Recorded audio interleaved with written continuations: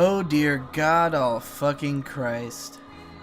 Welcome. If you hear some pitter-pattering, that's because it's raining outside at the moment. Hopefully that just makes it even more soothing if you can even hear it. So, I'd been saying on the last couple shows that I felt great.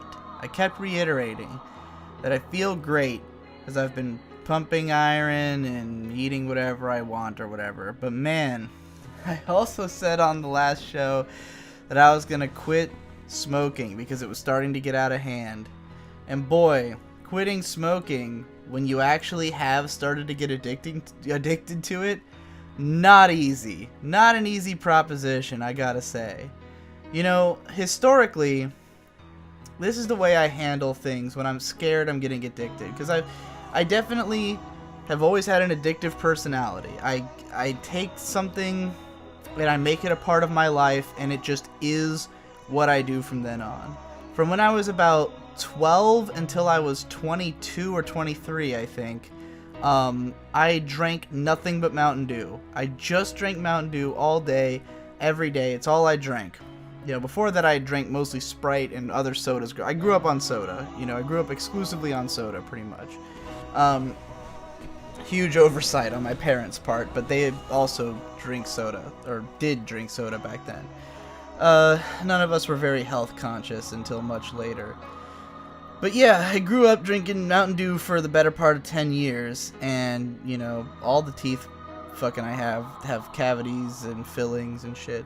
I mean, no cavities now, they're all filled, but I have ass tons of fillings. You know, I drank it obsessively for so long, and anytime I'd go without it, it was like a real problem. You know, it was definitely a hardline addiction. I would get real upset and real depressed if I didn't have Mountain Dew for, you know, like a day. There was one time that my parents, you know, as the years went on, they started to realize how bad Mountain Dew was for you. So at one point when I was like 17, I think it was in my senior year of high school, my parents decided to stop buying us Mountain Dew. They were like, you know, we're not going to support you guys drinking it anymore. To me, Victor, and Shade, because we all drank it. Those are my two little brothers, if anyone doesn't know. And yeah, so they stopped giving us Mountain Dew. And so, because at the time I was riding my bike to and from school every day, I would just like not spend my lunch money. You know, I'd just like save up my lunch money for a couple days. Or I'd save up my mom would give me like $3 because it's like $2 for a regular lunch and then an extra dollar to get like, you know, to get more essentially, because the lunches were pretty small. So she would give me the extra dollar, and then I would save up those extra dollars, and then every other day I would go to 7-Eleven on the way home and buy a, like, you know, a big ass Mountain Dew bottle, like the biggest one I could get. And this went on for a few months of like us not getting Mountain Dew, and I was fucking miserable for those 3 months. Like I was generally depressed anyways back in high school, but I was like real bad. I stopped writing my anime blog entirely for those 3 months. Like, I think I made one post. It was like, I distinctly remember that I just went on this long unintended hiatus from everything that was going on. I wasn't really watching anime either. I think I just stopped everything essentially. It was just feeling like shit for that whole time. And then what finally broke it was that my parents went out of town. Like they were going out to go to like some other country or something. And they left a bunch of money for us to buy groceries. Now, me, Victor, and Shade are not the type to like buy groceries. Like we'll subsist off of like bread rather than actually make food, you know, for ourselves and stuff. Like we probably, I don't even know if we bothered. I mean, I don't know how we would even get. I think my parents had like, no, it wasn't that they left us money for groceries. It was like that we had bought groceries before they left, and then it was like, this is if you run out of food or if there's an emergency or something, you know, we'll leave you with some money. So as soon as my parents left, we went down to 7-Eleven and bought like 12 bottles of Mountain Dew, 2 liters, you know, and it brought them all back home. And then we marathoned Lucky Star. Like that night, me and my friend Donson, we sat on the couch, and this was the time, I think I've mentioned this before in a video somewhere, that like we had Anime Suki open, and there was this thread on Anime Suki, which is an anime forum, which had like goes through every single reference in Lucky Star and explains all of them. And we were like watching the show while like pausing to look at the references and stuff, and you know, figure out what all the jokes mean and stuff. It was a great time. We marathoned the whole show in a day. 24 episodes, I think, in one day, drinking all this Mountain Dew. And, you know, by the time my parents got back, I guess they had just, like, forgotten, or they figured out that we had, you know, done this, and they were just like, fuck it. So they started buying us Mountain Dew again. Wasn't until I was 22 or 23 that I finally had the willpower to just do it myself, to actually quit. So I quit completely, and what I took up instead is Wawa Diet Green Tea. Wawa is a local convenience store slash, like, fast foody restaurant kind of thing. And it's mostly a convenience store, but they sell food that like they'll make for you kind of thing. There's nowhere to actually sit down and eat. But anyways, they have their own tea, and I don't know what it is about their tea in particular, because like growing up I never liked tea, but then I discovered like cold green tea, and I was like, this is actually kind of drinkable. And I tried a bunch of different brands, but the Diet Wawa green tea is the one that like really is the only one I really like. So I took that up, and the reason I chose Diet Green Tea is because it has no nutritional value. It's basically just water and fake sugar. You know, it's just like water and aspartame, and that's it. And aspartame has a lot of people say a lot of bad stuff about aspartame. Most of it's not actually scientifically founded. It's mostly rumor. Aspartame's not actually bad for you, and as it happens, there's been more scientific studies done on it than like anything else in the universe because of all the bad rumors, but it's not actually bad for you. So yeah, I have an addictive personality. I gave up Mountain Dew and took up Diet Green Tea. Now, Diet Green Tea is a completely harmless addiction, so I don't mind that I'm addicted to it. I will get irritable if I don't have that like regular caffeine intake and have, you know, something like the Diet Green Tea. And now I can't even really stomach much soda anymore. I can have like a soda a day kind of thing. But I was always, you know, it's okay to be addicted to that, but I've always been afraid of other addictions. I try to keep everything to a minimum. Like, I love drinking alcohol, but anytime I've started to feel like maybe I'm drinking too much alcohol, I'll put a stop to it. I'll stop drinking for a little while. And I've always found it's easy to do so. Alcohol, to me, doesn't feel like an addiction so much as just something I really enjoy doing. And, you know, not doing it for a long period of time is just boring, and it feels like, why have I decided not to drink alcohol, you know? Because it doesn't feel like I'm dependent on it. It just feels like it's something I enjoy doing. Now, cigarettes, on the other hand, it's always been this sort of tightrope balance, where I took up smoking in, like, 2011. At first, I was barely doing it. At first, I didn't even like it. But then the period when I started smoking more was my mom was in the hospital with cancer, and the stress from that, I was just looking for any way to relieve the stress. So I started smoking, and I would only smoke 1 cigarette a day, 2 at the most, because by the time I finished 1 usually, I was starting to get a head rush. Like, smoking more than you can handle will give you headaches and make you dizzy and make you feel weird for the rest of the day. So for a long time, I couldn't even handle more than 1 cigarette a day. You know, and 1 cigarette a day felt like this is not enough to, you know, to become a huge problem. I'm not addicted, you know. The people who have real health risks from smoking are the people who are smoking like 2 packs a fucking day, you know. Not to say that there's no health risk in smoking, period, but, you know, I didn't feel like it was becoming a big problem. But for years, I've been like keeping myself to anytime I start to get used to smoking more than 1 a day, that's when I stop. If I get up to like 2 a day starting to feel normal, I could even handle 3 a day, I would stop. And I would just quit for like a month all the time. I would just say like, this is getting too scary, I'm going to quit smoking. And I'd quit for a while. Usually what would start me back up is someone who I know who smokes would come around and we'd have a cigarette together, because having a cigarette together is super fun. Great social, like great way to hang out with people and have a conversation is to stand around and smoke. It's super cool and fun and aesthetic and awesome. But it also means that you have to go buy another pack of cigarettes. And a pack of cigarettes has 20 cigarettes in it. And if you have 20, you're gonna smoke them all. Now sometimes I would take 2 months to smoke 20 cigarettes, you know? Sometimes I have one every couple of days, forget about them, leave them around, you know, take my time. I'd buy cigarettes so rarely that, you know, one of the problems with being addicted to smoking is that it can be a huge drain on your wallet, you know?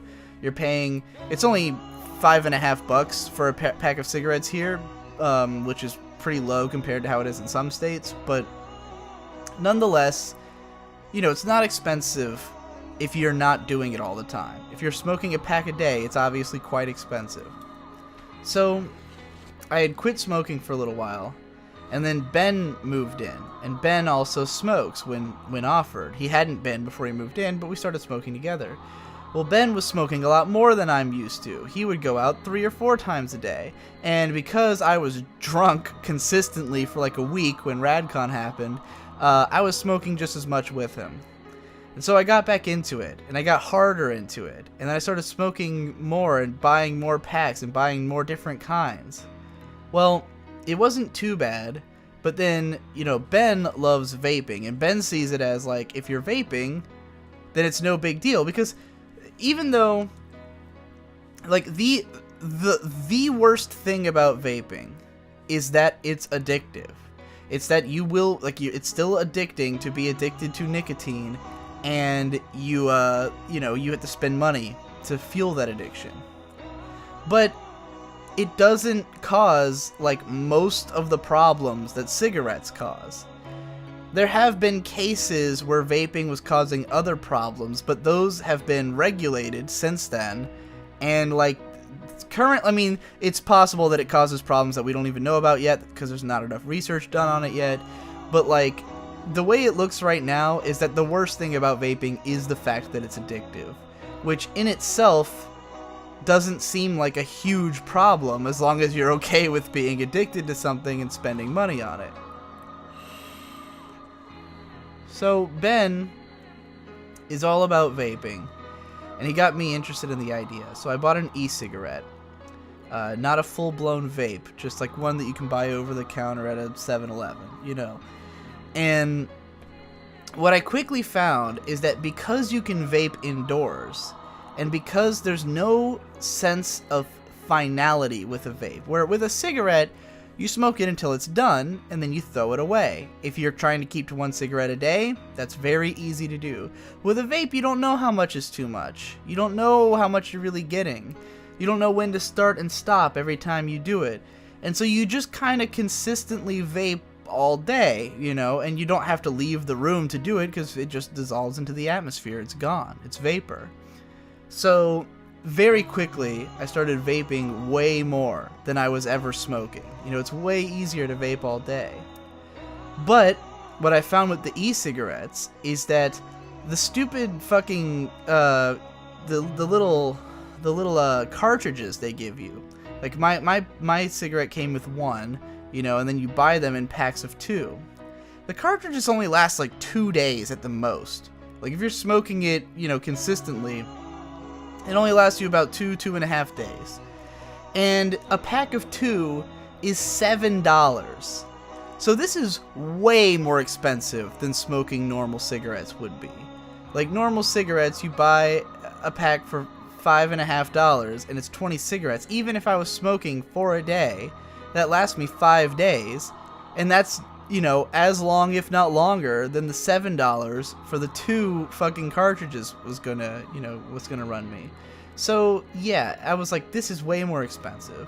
So immediately, I switched back to cigarettes. But now, thanks to vaping, making it easy to consume nicotine all day long, I found that suddenly I could smoke way more cigarettes. Suddenly I can smoke 5 or 6 in a day, which I could not do before. Not that I didn't do it. I could not even do that before. And I had bought these cigarettes. I bought a couple of different specialty, like, cool brands that I had heard about, that I just wanted to try. And got way too into it. So I was like, okay, this is out of hand. And that's where I was when I recorded the last podcast. It was like the day that I decided, okay, let's quit again. Now, here's the important question. Do I take up vape, or do I just quit entirely? Now, the obvious answer is quit entirely, right? Who needs another expensive smoking hobby in your life? Why even do this stuff, right? But the truth is that there's a reason that I've been smoking all this time, and vaping and all this stuff. And it's because it is a stress relief, and it is a simple stress relief you can do from home. It's something you don't have to go anywhere, you don't have to do anything other than, it's an excuse to get out of the chair, to get up and go stand outside for 5 to 10 minutes and just relax and, and consume something which slightly changes your mind for a minute and helps you to have more energy and stuff, It's kind of like an energy drink, except not completely disgusting. It makes your stomach hurt, at least for me. That's what they do to me. So, yeah, it's like vaping. Again, the worst part about it is that it's addictive and that you have to pay for that addiction. But am I willing to have that addiction? Or do I think I should just go completely without it? So, my first instinct is fuck getting a vape. I'm just gonna cold turkey it, as I've done so many times before. It's never been hard before. It was never that hard to drop cigarettes for a month. I might feel I might feel cravings for a couple days, but I didn't feel like I needed it. These last 3 days, I felt like I fucking needed it. I felt irritable. I felt shitty. I didn't want to do anything. And it doesn't help that this was compounded with another... In the last podcast, I was talking about the sort of big release that you get, the big come from posting a video up on YouTube. And I kind of got this like 1-2 punch going on, where I finished watching Tsukuyomi Moon Phase, which was the last thing I had to watch for the first part of this video series I have upcoming. And, like, it was a pain to watch. Like, I did not enjoy most of the show, and it really sucked to try to finish it. But I finished it, like, right at the same time that Devu was finishing up the Cool Character Designs Gurren Lagann video, and that released right at the end of the month, and I got all my affairs in order. I had a lot of stuff kind of piled up that I had to finish, and I finished all of it at once. And I was standing at a point where there's no half-finished project that needs to get done right now. Suddenly, there's nothing on the plate. We skipped PCP this week, so I didn't have a PCP to edit. I finished editing the commentary for the month, some other shit. There are some half-finished vlogs that I mentioned in the last podcast, but, like, nothing that was immediately on the plate was left uneaten. And so, for, like, at the start of November 1st, I just kind of woke up and was like, oh, I have no plans. I have nothing to do. And I also don't want to do anything. I don't want to start anything because I have this really intense craving for nicotine right now, and I feel like shit. And I just kind of didn't do anything for a whole day. And then I borrowed the book Brand New World from Ben, started reading it that night, passed out, finished reading it the next day. That's all I did. I read Brave New World all day. Both of these days, I was awake for, like, probably only 12 hours or so. Like, I woke up before noon and passed out before midnight at some point, but, like, close to those times. I lost all energy. I was completely lethargic. I didn't want to do anything. And then today, the 3rd, it's the 4th now, but the 3rd is where I start today. I was just like, fuck it, I'm gonna buy a vape. Like, because even if this is a feeling that will eventually go away, even if cold turkey would eventually lead to me not craving this, I thought, there's no way I'm going the rest of my life without smoking or vaping. It's unreasonable to think so.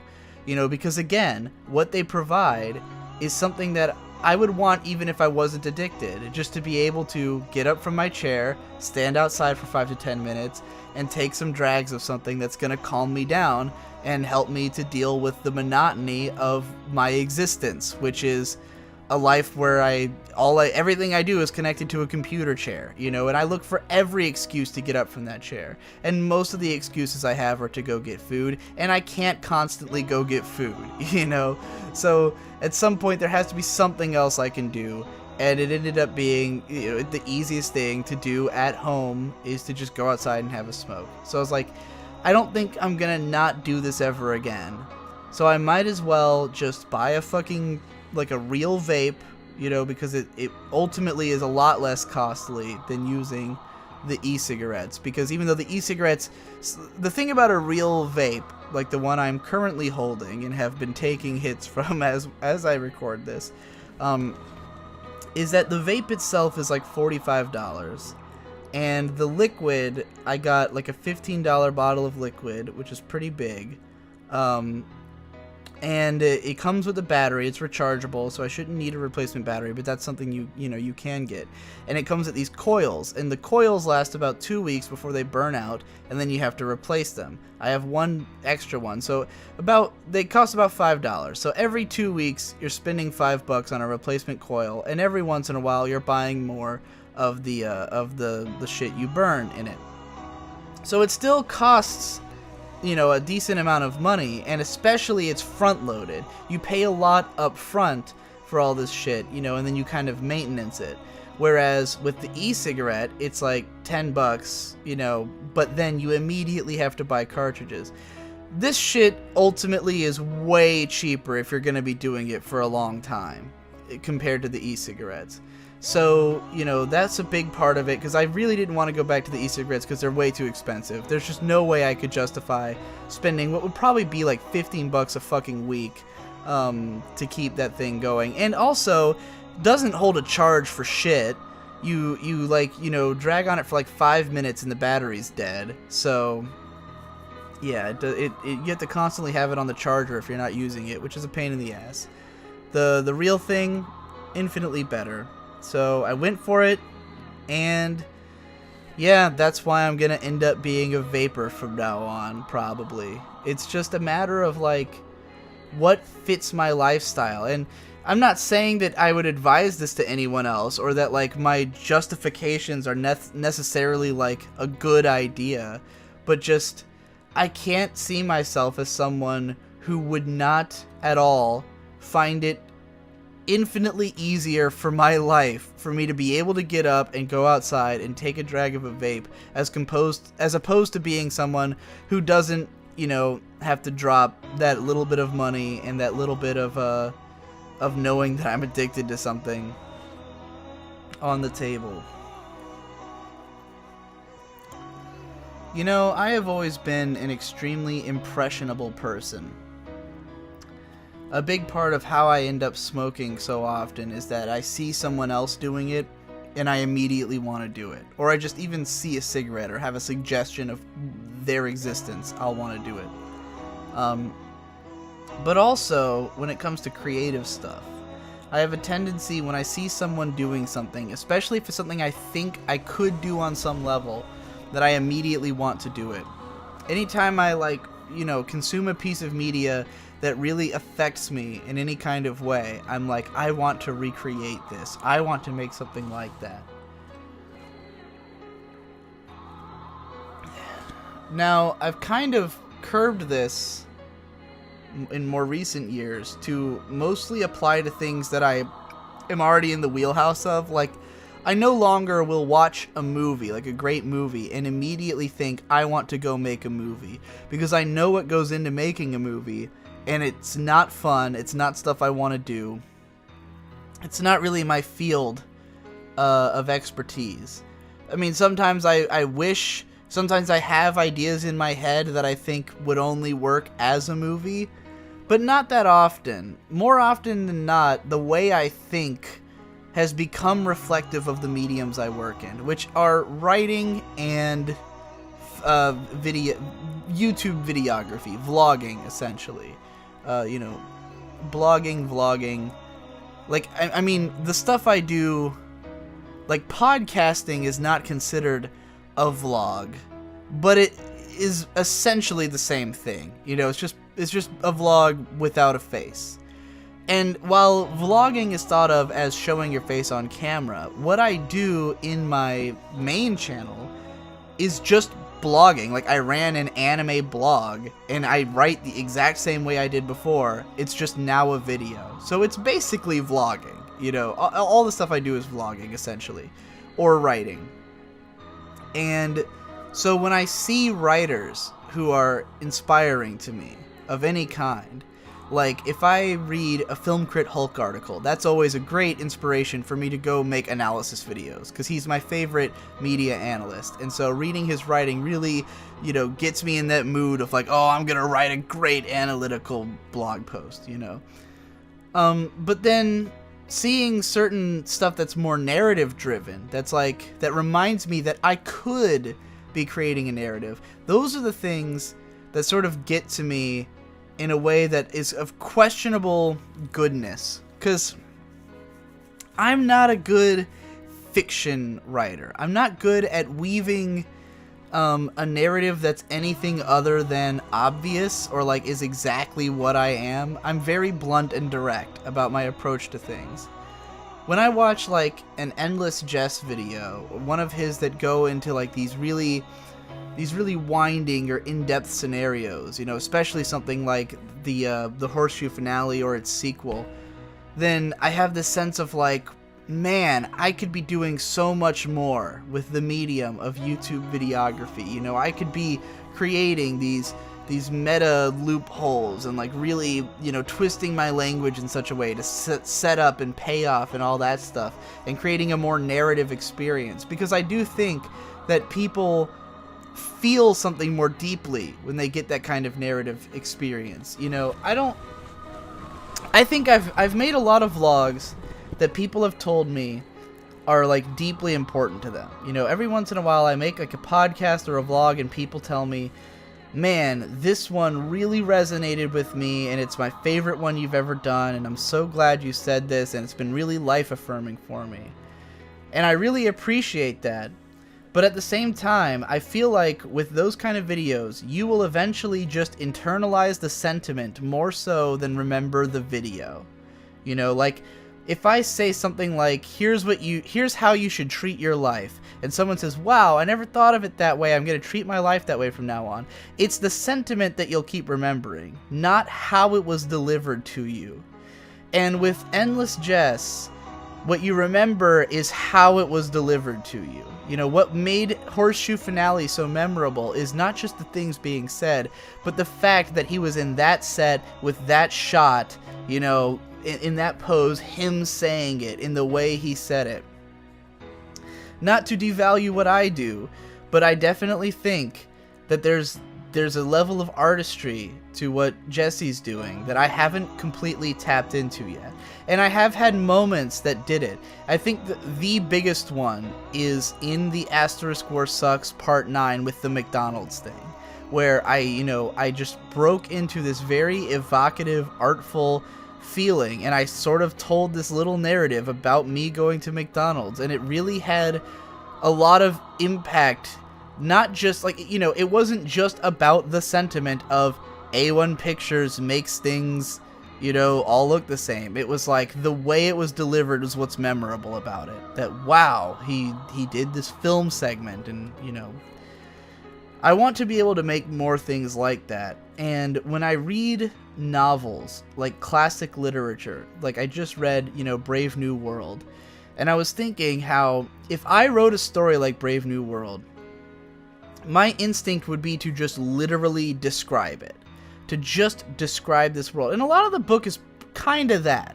This book is very heavy on just world building and a lot less story. And when it actually does develop a story, it gets a lot less interesting, in my opinion. Like, the most interesting part is the beginning, where it's just establishing the setting.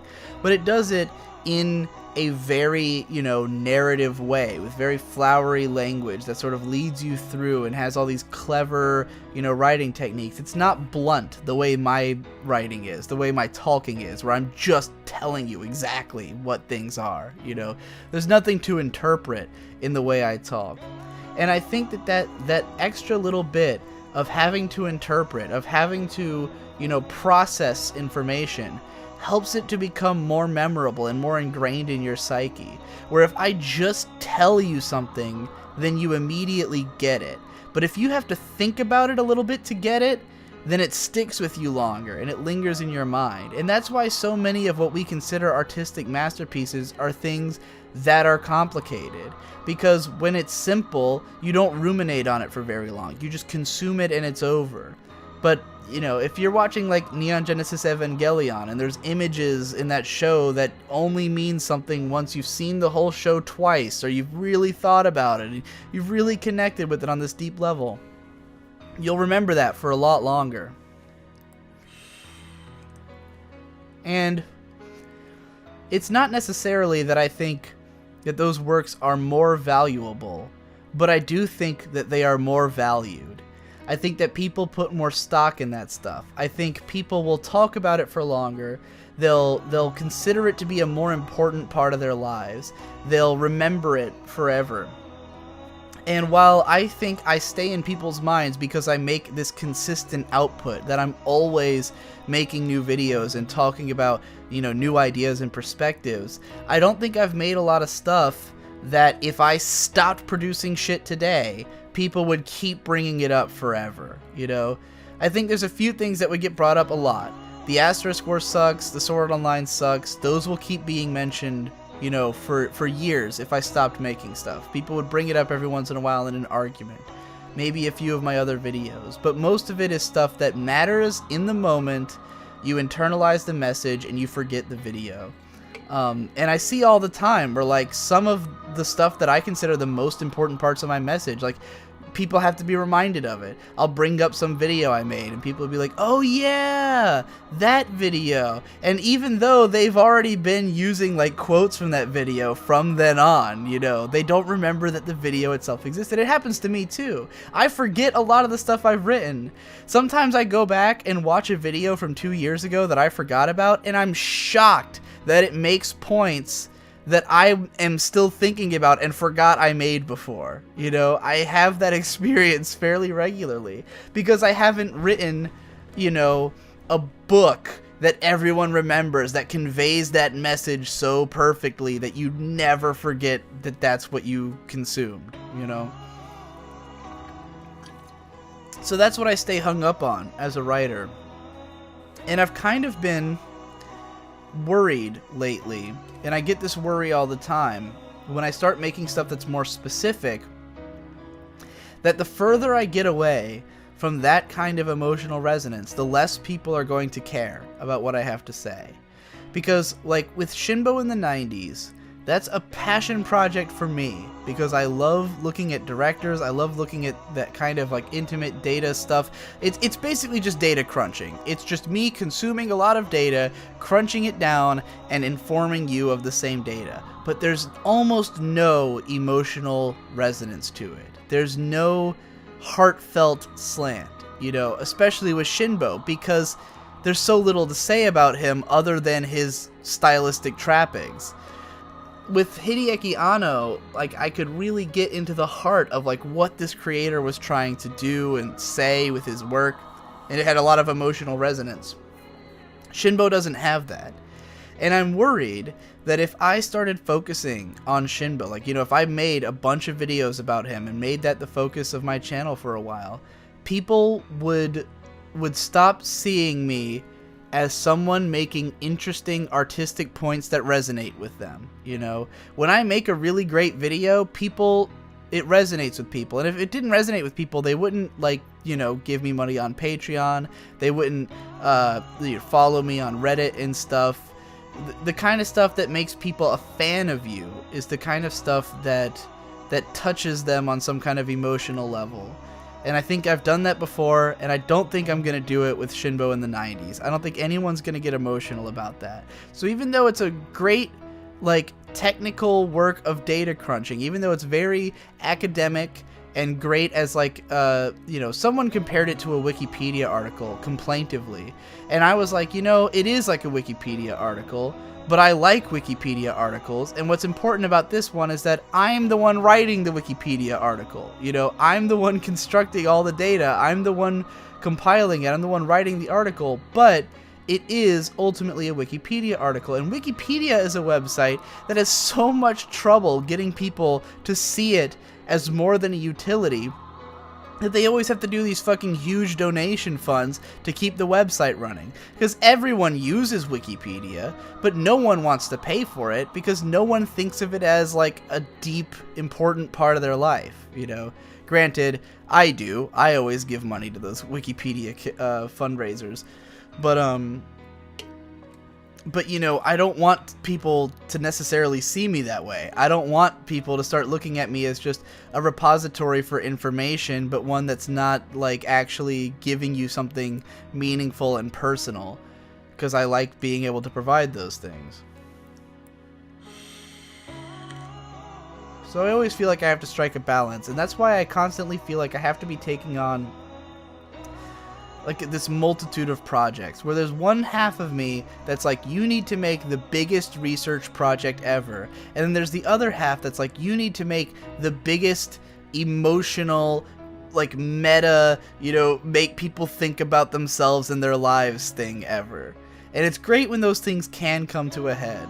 Something like the Asterisk War Sucks is a lot of those things coming to a head. Every post in it is very emotional. It's like, here's how to write a good main character. That's very relatable. Very, like, everyone wants to know who's the worst anime character in history, how do you write a bad setting? What's wrong with this studio? Whoa, this show's good and that one's bad. Like, the Chivalry of a Failed Knight comparison is, like, it's poetry that I was able to find that connection. Like, that had nothing to do with me. Pure luck that those two shows aired at the same time and were so parallel, and that they could have such a strong narrative together, that these two shows, like, that one could be so bad and one could be okay and yet be almost all the same components. I could not have possibly asked for something better than that. I will never top the level of beautiful coincidence that allowed me to write that piece, because it's so narratively strong. Even though it's an analysis, even though it's data crunching, it has the strongest narrative to it.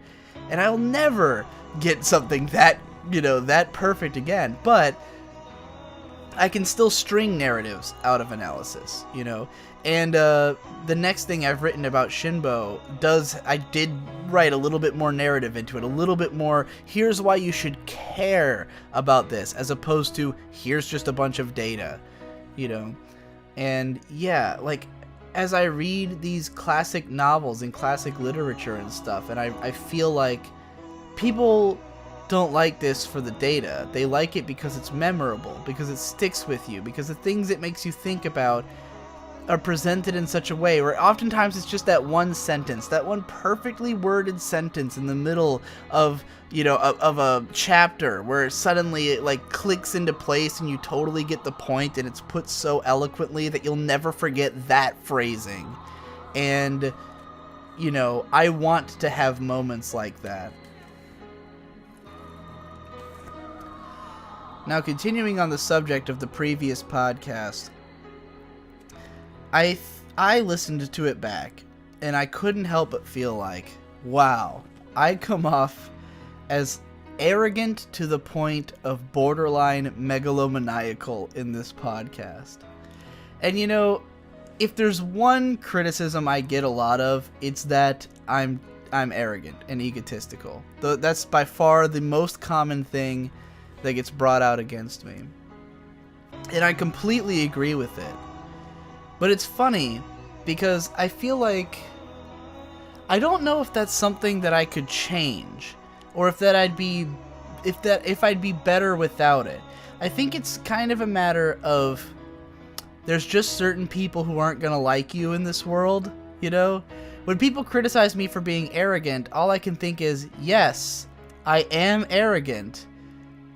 Like, there's nothing I could do about that. Like, it feels weird as a criticism for me. Because it's not a constructive criticism. It's basically you're explaining why you don't like me. And it's totally understandable. But to say that, like, you know, he needs to be less arrogant, it's like, I can't just do that. It's how I am. And it's because, and I'm sure I've explained this somewhere before, but I'm gonna put it in clear terms here and explain from the beginning. I've mentioned before that I grew up being told that I was a genius. My parents told me that I was a genius. They took me to a doctor. I was about 2 years old. They actually thought, because I acted so weird, they thought I wonder if he has autism, because autism was the craze of the time. This is early 90s. Autism's starting to take off as a thing that gets diagnosed. They take me to the doctor, and the doctor says, I don't think he has autism. I think he's a genius. So they become convinced I'm a genius, and they tell me as much my whole life. And I learned things a little faster than other kids, you know, but I also had weird habits and tendencies, like lining up cars. I would just take all the cars I had and line them up by size, and do that obsessively all day, make sure all the lines were perfect, you know. Very sort of autistic way of acting. And if I reflect on myself from any point up through high school, possibly even up through my first job, and I've taken, like, you know, Asperger's quizzes online and got, like, you know, like, you definitely have Asperger's scores, until I started working on YouTube, and a lot of the things that I used to do, I completely don't anymore, and I don't think I would qualify even slightly at this point, which is weird, but I do think it's considered a thing that you can kind of grow out of to some extent. Like, it's considered something that's more amongst young people to have. I don't know if that's just because more young people are diagnosed or what, but I don't know, it's odd. But in any case, I was raised being told I was a genius, so I believed it.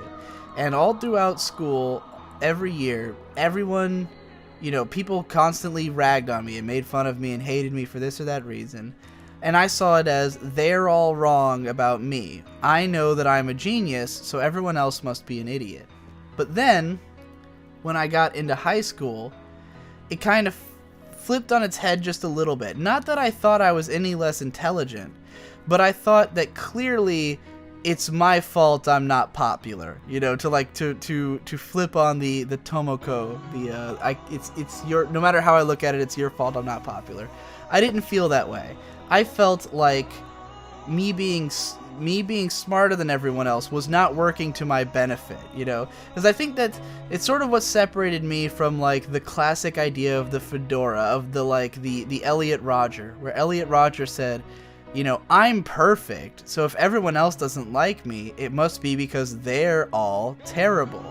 But I saw it as, you know, I'm perfect, but I shouldn't be perfect. I should be like those people. You know, clearly they're happier the way they are, and I shouldn't be the way I am. It probably wasn't this well thought out, you know, when I was that age.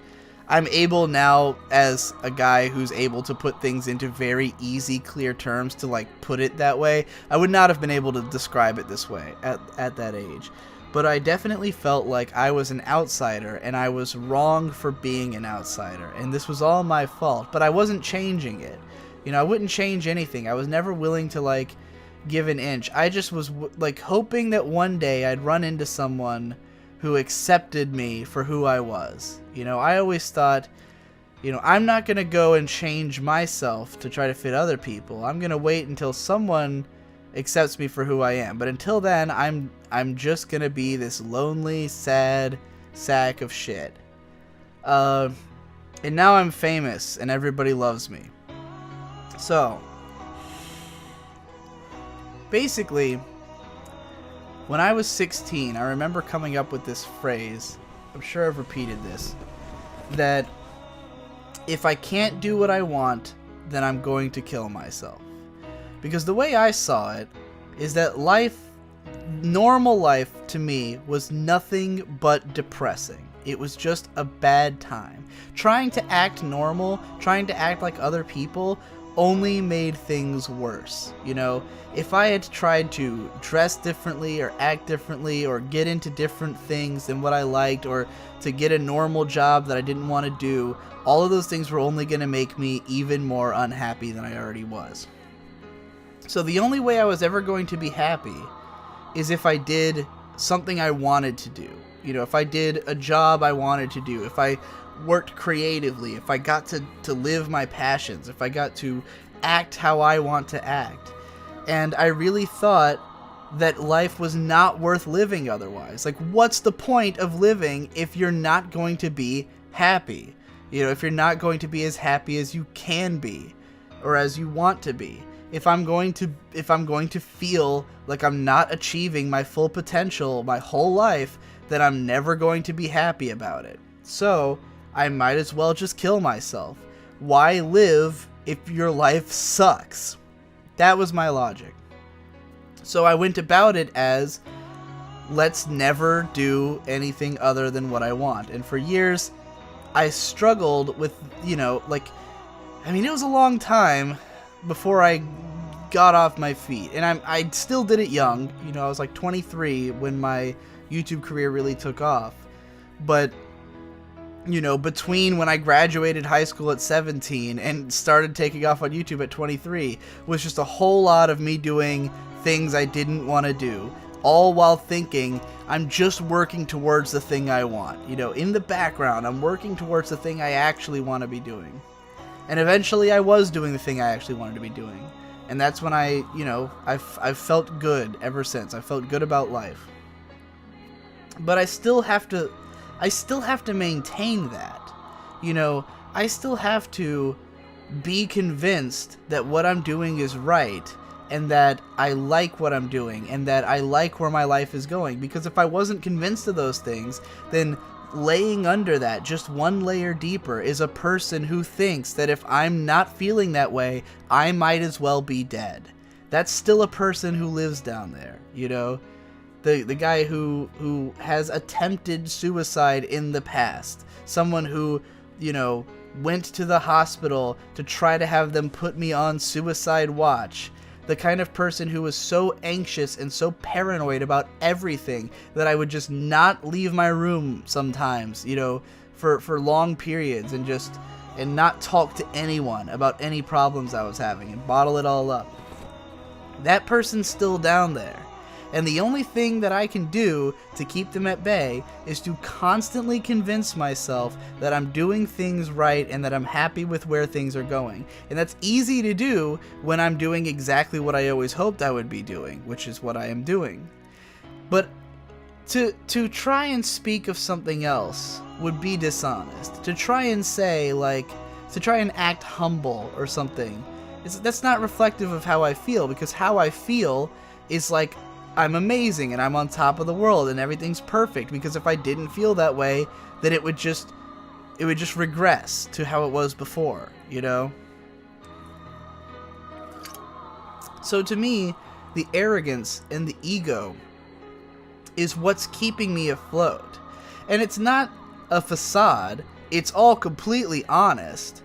And I have to be honest, because being honest is the thing I always wanted to do. It's the way I wanted to live my life, was through honesty. And if I started, you know, lying about it, then it would just be dragging me back down. Like, I would be depressed about the fact that I was lying and not doing what I want to do, which is be honest.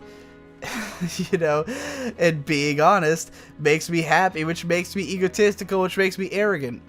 It's a weird cycle. And so, like, ultimately, sometimes I feel bad because I recognize the arrogance. I recognize sometimes when I'm just going, like, so full tilt on the idea that I'm just amazing and stuff. And I do hold myself in high regard, and not to say that I think I'm like the best writer or anything like that. There's tons of people I look up to. There's tons of people who, I mean, Film Crit Hulk is a perfect example. I don't think I'm close to the caliber of writer that he is. in terms of being able to convey very grand emotions in his writing, and to really like bring this excitement that after you're done reading one of his things, you're just so excited about what you just read, you know. Or on a technical level, I'm not as good as Ghost Lightning, who was, you know, the guy who sort of trained me in how to write better. He was just more eloquent, had better words, was better read, you know. And over time, I will eventually be as good as Ghost Lightning. Maybe I'll eventually be as good as Film Crit Hulk, because I don't think either one of them is an extraordinary genius who I could never hope to match. They both are just 10 years older than me, you know, and 10 years more experience, 10 years more writing, 10 years more reading, 10 years more knowledge. And eventually I'll have that, and I think I'll be as good as either of them. There are some people who I'll probably never be as good as. I don't think I'll ever be as good a writer as Andrew Hussey of Homestuck, because the way that he writes is this insane natural extension of his mind. It's like his whole creativity goes into Homestuck, and it's just so much more sprawling and creative than anything I'll probably ever do. I'll never write something as massive as Homestuck, and as influential, and as you know, as wide appealing or anything like that. But you know, he's a very special kind of genius. But I am nonetheless going to be a great writer, and I do think that I'm better at writing than most of my contemporaries, most people my age, most people on YouTube, certainly all anime writers. You know, I don't see anybody. Maybe some text writers, you know, can beat me. There's some people who I still think that text blogging is a lot ahead of YouTubing in terms of writing, because I think the kind of people who can YouTube is maybe a different subset from people who can write well. You know, there is some crossover, but I feel like there's a difference in priorities, and that so many people who figure out how to YouTube well by having a good voice, having good production values, you know, have not actually figured out how to write well yet. Some of my friends are kind of on that borderline, where I think Hypocrite and Best Guy Ever are both fantastic video makers, not very good writers. Great at coming up with stuff in video form that I'd never think of. You know, both great editors, far better editors than I have ever been, you know. Hippo can make jokes out of the creativity of how he films things and the creativity of how he edits things and performs things. That's half the joke, you know. He can take a joke that is just badly written and deliver it so hilariously that it becomes a good joke, you know. And Best Guy Ever can edit he can edit anything. He knows his way around the programs perfectly.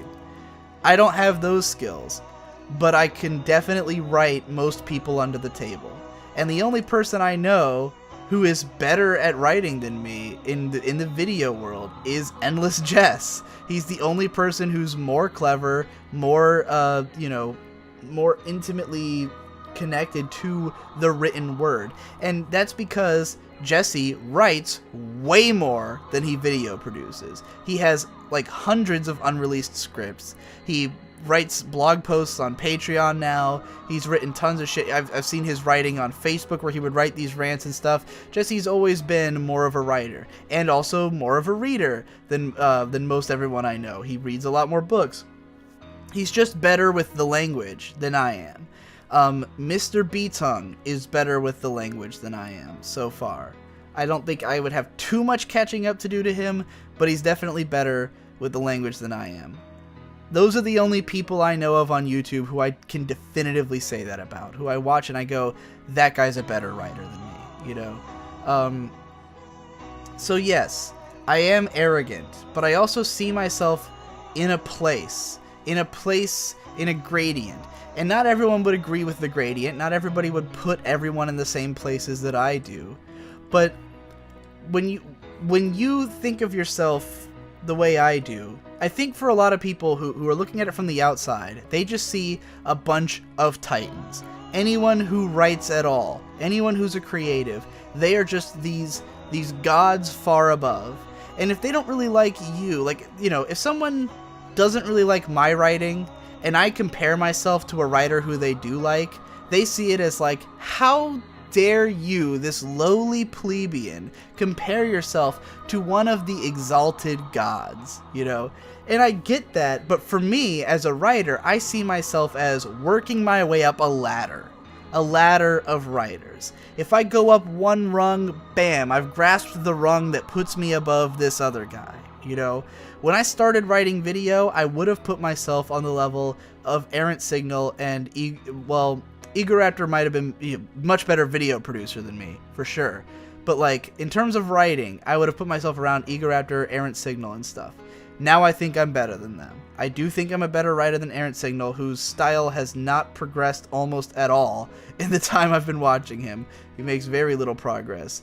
And Egoraptor, who just stopped writing about 3 or 4 years ago. And for whom writing is a very laborious process, as I understand it. So, you know, I'm making progress. I'm climbing the ladder. One day I'll be able to write as well as B-Tongue. One day, unless B-Tongue continues improving, one day I'll be able to write as well as Ghost Lightning and Film Crit Hulk. And maybe, if I'm fucking lucky, I'll be able to write as well as Jesse. But I do think Jesse is also still improving and still, you know, hashing out whole new ways of writing and whole new creativities. So I think, you know, with him, I'll be chasing a moving object that might even be moving faster than I am. But still, as a writer, this is how you think of yourself. I am in that world. I am a professional. This is my job. You know, whether you think I can write well or not, the fact is that I'm a professional writer of much, you know, of the caliber. I mean, how do you want to measure it? Do you want to measure it by your personal taste, or do you want to measure it by, you know, by accomplishment? You know, I've got 250,000 subscribers. I make a middle-class wage doing what I do. You know, I live happily.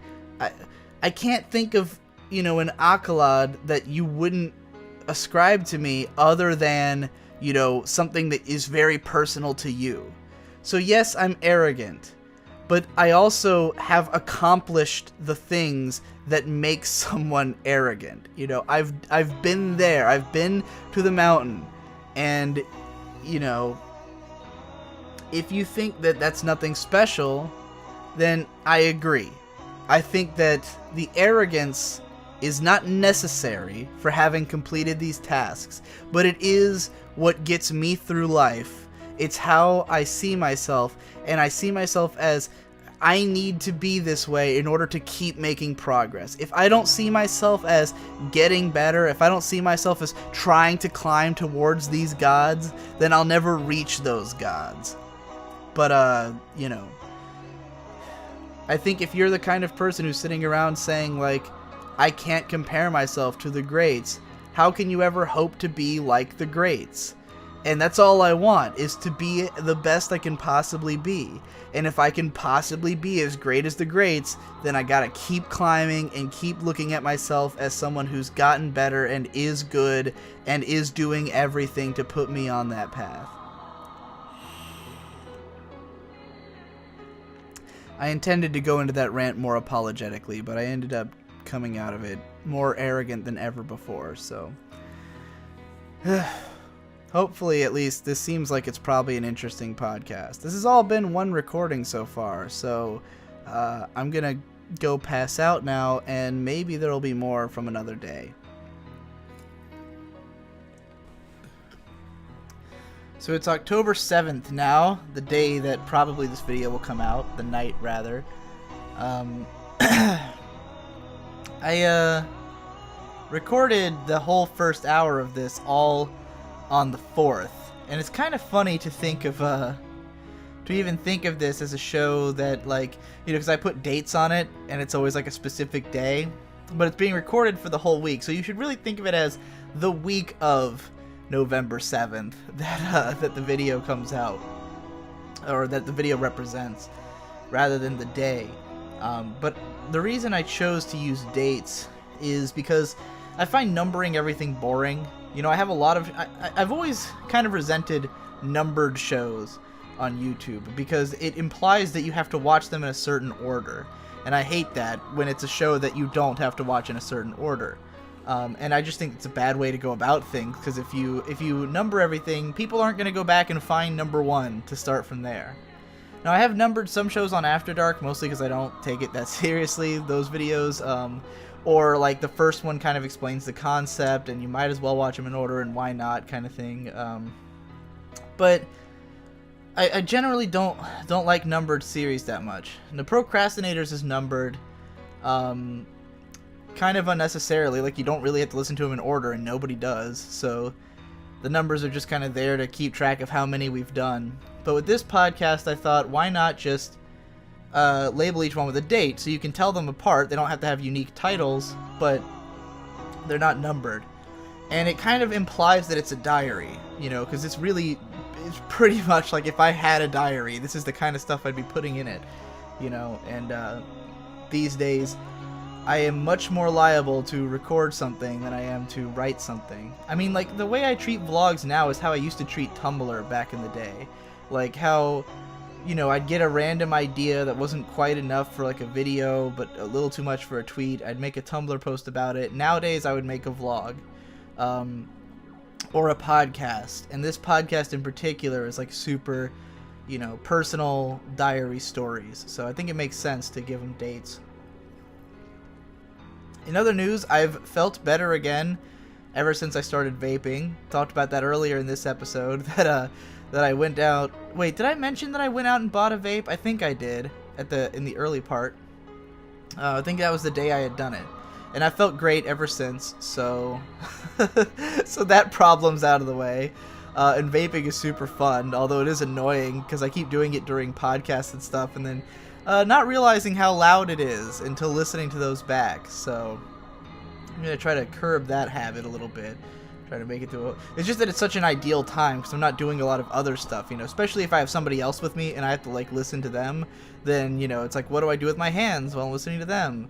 You know, like on the pub crawl, we always drink when the other person's talking. You know, that's how we end up getting so drunk on the show. It's just whoever's not talking is usually drinking. But I felt good the last few days. I've becoming a real comic book boy, in a way that I always wanted to and never did until now. And it's really entirely because of now I understand how comics work. I don't remember if I mentioned this in another episode, that, like, you know, Jesse started at the panel cast, and it got me looking into individual comics. And what I realized as I was reading through Gwenpool and The Vision, like, shortly after reading The Vision, it suddenly became very clear to me that comic books almost always come out in these, like, 1 or 2 volume stories. Like, even if it's a long-running comic, like, I've always been under the impression that you really have, like, that there's these long runners that have been going on forever, and you have to read the whole fucking thing, all 80 volumes, or the endless annals of this comic book, you know, in order to understand it. And I think it doesn't help that I was into DC, because when I tried to get into comics in 2012, it was because the New 52 had just started, and, like, the thing about New 52 is that it was like a complete reboot of the entire DC universe. So I thought, well, that's a really easy way for me to get into it. I mean, that's exactly what they were going for, is to get a bunch of new comic book readers to have an easy in and not feel like they had to catch up on 80 years of continuity, you know? And so I had read, you know, a few of the ones that interested me. I read Batwoman, which I love. Swamp Thing was Animal Man was okay. And there was a couple others I read, but, like, because it was so early on, I was under the impression that, like, I'm just gonna be reading these forever. Like, this new comic has started up, and it's gonna keep going and going and going till the end of time, you know, and it'll switch artists weirdly and randomly, and I won't know what's going on sometimes. I didn't realize that the way comics really work is more like, you know, like, the comic will keep going on forever, but it's like these little stories that are then later collected into graphic novels, or they're standalones and stuff like that, and there's tons of those, and a lot of them are the most interesting. A lot of the best stories are just like these little 1-volume things that are meant to be graphic novels and shit like that. And I never realized how much of comics was like that. So, you know, now I'm looking at, like, I've been reading a bunch of stuff where I just pick some some series, some part of a series, and I just read that, and I'm like, oh, okay, now I've completed that whole thing, and I have a better understanding of the characters and what's going on. Jesse recommended this one Silver Surfer comic with like unbelievably gorgeous artwork. It's only 4 issues. It was about the death of Silver Surfer, and it was fucking epic and cool, and now I understand Silver Surfer. And then, did the same thing with a few others, and the one that was most interesting is just yesterday I went out and saw Doctor Strange. And it was the first time that I ever felt like I understood what comic book fans feel when they watch a comic book movie. Because I've heard stuff like Kevin Smith on his podcast where he talks about like how he'll go out and see like Batman v Superman, and just the fact that this one like kind of character shows up was enough to justify the whole movie's existence to him. Like, even though he admitted to all these flaws with the movie, like, the fact that that thing was there made it interesting and worth seeing. And, like, that's something I couldn't relate to at all. But with this Doctor Strange movie, I was like, I went into it and I watched it. It was okay. It's a decent movie. And just like any other Marvel movie, I mean, my impression of all the Marvel movies is basically, yeah, that's a fun time, but they're all pretty much the exact same thing. I'm very sick of the formula of them. But what made it different this time was that I watched it because I was curious about Doctor Strange. Because I had just read in Gwenpool where Doctor Strange shows up and he seemed really cool. And then he was in the Silver Surfer comic and he seemed really cool. And I was like, man, I kind of want to read Doctor Strange. So then I go out and I see this movie, and now I know the whole backstory of Doctor Strange. I didn't know any of it. I knew nothing about him other than that he was like basically a Time Lord. That's like all I knew. So now I know his whole backstory. And, like, in the context of seeing the movie, that wouldn't have been that exciting. It would have been like, alright, well, now I know about another superhero guy, whatever. But where it got exciting was I came home and I immediately read the whole current run of Doctor Strange that started last year. So 13 issues, the first 10 of which comprise a pretty open and shut story. Like, the story is still, like, the current story continues from where that one left off, but it's like, it's a definitively different chapter. It's a new story, it's got a new artist who's not nearly as good as the other one. But, like, what was great about it was I picked up this comic, and, like, it takes place, pretty far into Doctor Strange's narrative, but I now know who all these characters are. Like, I completely got it. I knew who everyone was, why they were important, and I was like, sweet. All I needed to catch up on was like the little subtle changes between the film and comic interpretations. So, yeah, it was really neat, and I got to read that comic, and I think I appreciated it more because I'd seen the origin story. And the comic is even better than the movie, because the movie has the problems of following, the Marvel Cinematic Universe formula too much, and being, well, very trippy for a mainstream movie, not that trippy compared to what you would find in a comic book. Whereas the comic is, like, especially trippy even for a comic book, Like, when I was watching that film, I was thinking, this is kind of epic in a way that's not unlike how Silver Surfer was epic. Because Silver Surfer had these, like, crazy-ass ideas, these high-minded sci-fi concepts just thrown about, And the movie kind of does that. But the comic of Doctor Strange, like, the whole point of it is that it's just non-stop insanity. Like, because Doctor Strange's world is one of just, like, mind-breaking horror at all times. So, yeah, I think the film does a good job of, like, broaching the subject of Doctor Strange, whereas the comic really fulfills the promise of Doctor Strange, in a way. So yeah, it was pretty cool. And I read the comic, I really liked it, particularly the first part. The new storyline that it's now going into isn't as interesting, but I'll keep up with it for a while, probably read some other older Doctor Strange stories that are good, and check out what's out there. But now I just feel so much more acclimated to what comics are and, like, how to explore that medium, that I can read it in these little bite-sized chunks, and, like, most of them involve other characters, so I can, start to feel out who they are. Like, I got interested in Doctor Strange because he was in Gwenpool and Silver Surfer. And even those characters I now only know so much about, and I'd like to see more of them, Scarlet Witch plays a big role in the Vision comic. Scarlet Witch is also in Doctor Strange, so now I'm curious about Scarlet Witch. I might read her thing, So yeah, it's a cool way to just jump into this web and like find your way around. And I think I like the Marvel stuff more than the DC stuff. It could just be that I haven't read the best DC stories. You know, like Batwoman, what I kind of liked about it was that it was not super connected to everything else. And I mean, it becomes sort of tied up in the whole Batman thing. You know, obviously it's related to Batman, but she was pretty individual.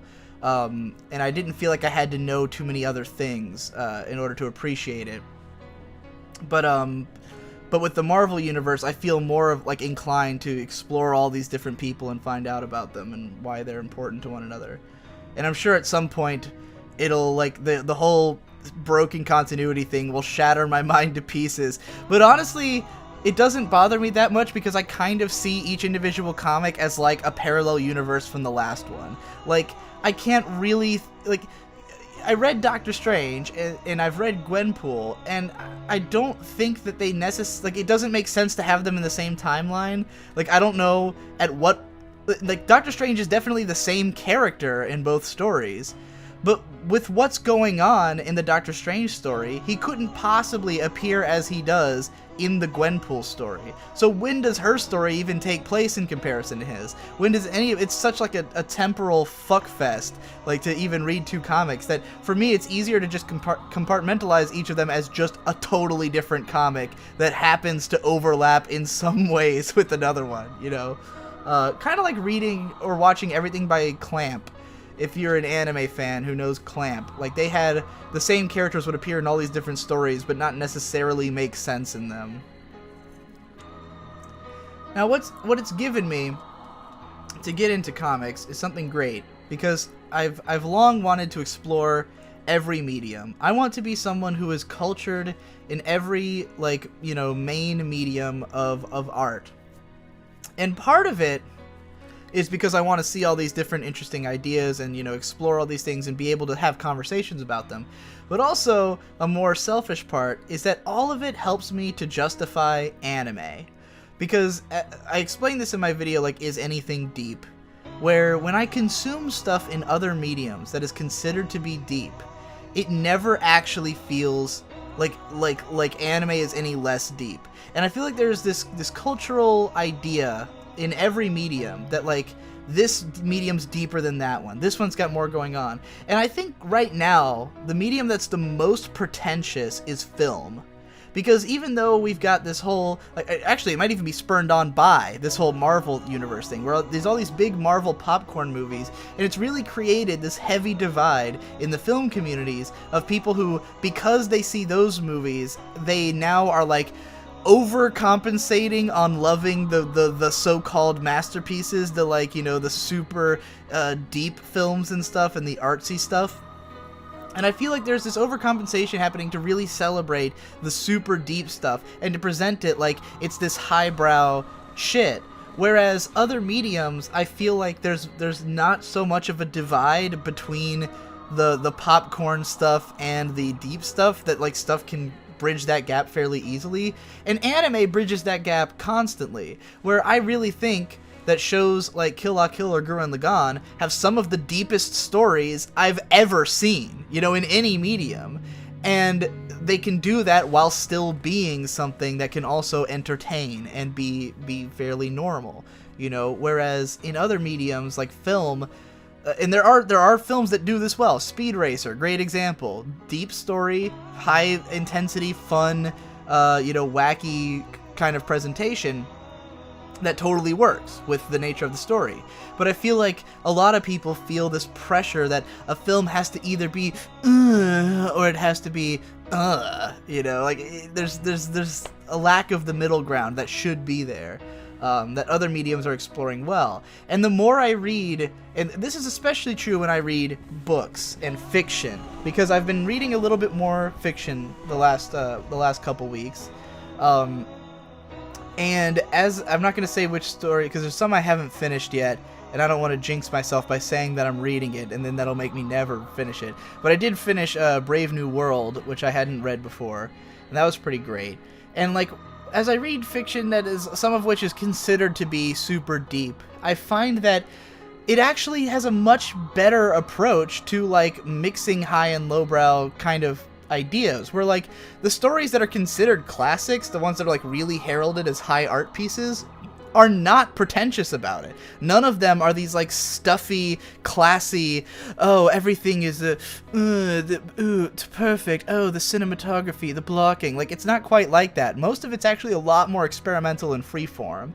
Like, the books that people really celebrate are usually the ones that combine like really heady and interesting ideas with like this very human, like rough and gritty kind of feeling, you know, and those are the ones that are like considered masterpieces. Whereas I feel like, you know, we do get some films that are kind of like that, but then people always want to take a step back and be like, oh, well, but you know, like something like District 9 is a great example of a film that that's very dirty and very homey, you know, and like low budget and gritty, but also has this big message. But even with that movie, I feel like people are so hesitant to call that a masterpiece because of the fact that it's not like a classy high art movie, you know? And I'm like, but it's a masterpiece, you know? Like, how do you, like, if this was a book that did the same thing, had the same approach, you would definitely say it was a masterpiece, you know?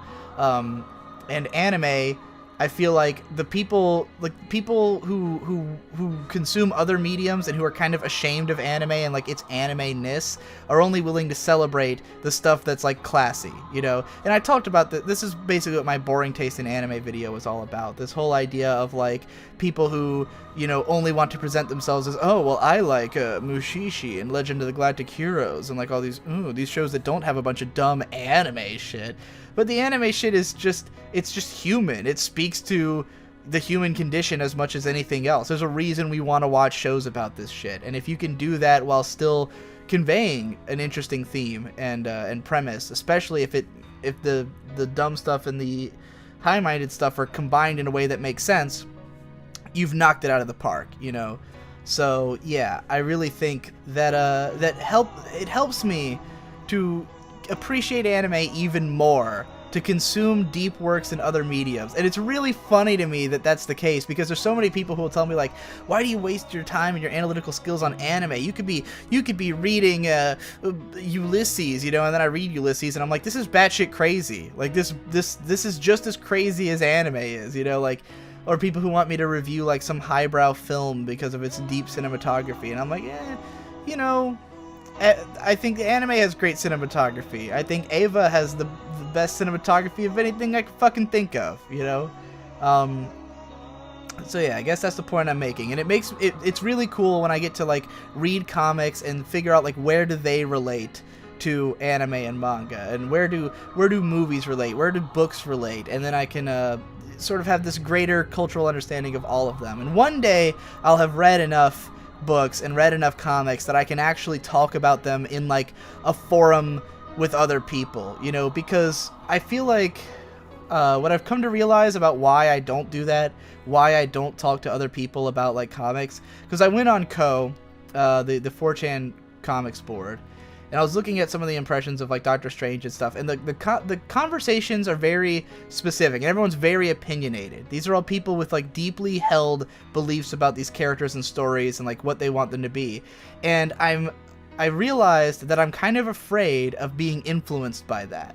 Like, I don't want, even the panel cast is a little scary, because like, for instance, Jesse will tell me something like, you know, Lady Thor is terrible, right? He has all these great justifications for it. But what that creates in my mind is like the expectation that if I go read Lady Thor, I should expect it to be terrible. When really, I might read it on my own, and like, because my values in comics might not end up being the same as Jesse's, you know, maybe I'll see it in a totally different light. I have no idea if that'll be the case with Lady Thor in particular, but like, you know, there's a lot of stuff that I want to form on my own without having to confront other people's opinions too much until I've made it there. And then once I have all my opinions, then I can go into that sparring match and, you know, with a little bit more confidence, and not let myself be swayed by what everyone else is already thinking about these shows or these comics. You know, I'm the type of person who I feel the need to know, to feel comfortable that I know everything about what I'm talking about before I talk about it. You know, not that I have to be right about everything, but that I have to have all the information. And, like, I'm so careful, even on Twitter, to even mention having consumed something, because I don't want to have to, like, if I almost tweeted out the other night, saw Doctor Strange, pretty good, then read the comic, very good. And what I was afraid of is that the tweets that I would get in response would either be other people's opinions on Doctor Strange, people telling me which Doctor Strange comics I should be reading instead of the 2015 one, people telling me to read just some other comic or see some other movie, or asking my opinion on the MCU and all this shit. And I was like, I don't want any of that. I don't want any of that right now. I want to, on my own, find my way through Doctor Strange, and if one day I come to the conclusion that yes, that comic is not as good as this old one, or maybe I thought the movie could have done this or that differently, then fine. But, you know, I'm not ready yet to have other people sort of affecting my overall perception of comics, you know. I'm willing to let Jesse guide me through because he's a trusted tour guide and someone who really wants me to think comics are cool. You know, he wants people to like comics, so it's important to him that you know, that he not end up ruining it for anybody. So yeah, I think it's a fun little trajectory, and I've talked about this with the Devu plenty of times, that I think I am relatively close to having completed anime. I think that day is coming in the next 3 years. And here's what I mean by completed anime. There is a limit to how many shows I think I need to watch. Like, there's an end goal to that. Because, you know, if you go back through anime history, it only goes so far. The first shows, the first TV shows are from like the 60s. You know, there's movies going back before that, but not a whole lot of them. It would not take that long to consume all of the things that I need to, that I haven't seen yet from history, you know? And then there's also a lot of stuff that I need to rewatch, to reaffirm my opinions on, to, like, you know, to figure out how I feel about them. And lots of stuff I want to cover with regards to both. There's lots of shows I haven't seen yet that I want to talk about, lots of big concepts, lots of creators I want to follow, lots of, and lots of older things I've seen before that I want to cover, again. And I think that in 3 years, I'll have covered all of it. I think within 3 years, anything that exists now that I haven't talked about, that I have an idea for, I will have covered in the next 3 years. Now, anime is always coming out, so it's not like I'll ever have no anime to talk about. And this estimation could be a little short, it could be even, maybe I'm overestimating how long it'll take, you know? Because I've had some moments of knocking something out that, like, for instance, music videos. I watched all of them, you know, for the sake of that video, the 10 anime music videos you should check out. I watched all the anime music videos that are out there, you know, with the exception of, like, some that are not professional work, or are just not listed on my anime list for whatever reason, or are a part of, like, a bigger series that I didn't cover. But I've watched pretty much every anime music video, so that's done. I don't have to worry about that until new ones come out, and I can take them individually as they come. You know, I watched every Shinbo show from the 90s. That's been on my bucket list forever. You know, that's done. I don't have to watch any of them ever again. I've already talked about them, you know. There's only a few that I'd really feel the need to go back to, even if I wanted to. So yeah, there's a chance that within 3 years, I will have finished everything I wanted to do with anime. And I'll still talk about it forever. But at that point, I'll be ready to branch out into other mediums. And I want to have a footing in those. You know, I want that in 3 years, in the same way that, like, when I was fading out of doing MLP stuff and fading into anime, like, I started introducing anime videos in there and, like, started, you know, mixing the pot a little bit. And then at some point I was full-blown anime, and it was supposed to be anime and everything else, but there's nothing else I wanted to talk about as much. But I'd love to eventually, like, bleed in other things, where maybe there's only one anime video every couple of months, but then in the middle, oh, here's an interesting film analysis, here's a comic book analysis, here's an analysis of this or that thing. You know, I want to be an everything guy, not just an anime guy. And And so it'll be interesting to see if that day comes. And like, I've been collecting all these charts. I love collecting recommendation charts, especially from 4chan, because they make tons of them. And I've been going to every board and just like checking until I find charts, and then downloading all the charts I can find and just crossing off anything I've consumed. And it doesn't, like, when you look at one of those charts and you haven't seen anything on it, it looks huge. But then once you've crossed off 10 things, suddenly it doesn't look that huge. You're like, huh, well, it only took me this long to cross off 10. How long would it take to cross off the other, 60 or whatever? Well, I guess, it would just be 6 times what I just did, and what I just did didn't take a year, so 7 years. That's, a reasonable chunk of time, and that's not consuming all at once. That's while doing everything else. So I think it's reasonable to assume that I could eventually become cultured in every medium. And every time I read a book, every time I read a comic, I'm one step closer. Every time I watch a film, I'm one step closer. There's a finite number of them out there, at least for the time being. A finite, if you will. Even though infinite is not infinite. Well, alright. I wasn't sure if I'd have anything else to follow up with at the end of this podcast. I had a few ideas over the last few days. I don't think I covered any of them, but I don't remember what they were. So, yeah, that wraps up this episode of the Digibro Decompression Chamber. I hope you enjoyed it. I really felt this was like my strongest one yet. I had a lot of fun with all these topics. So, thanks for listening. Go have a nice day. Or a nice night, as this one will probably be released at night. Daylight savings time ended, so it's like fucking dark outside and it's not even 6 o'clock. Have a nice night, listen to this relaxing music, and chill out.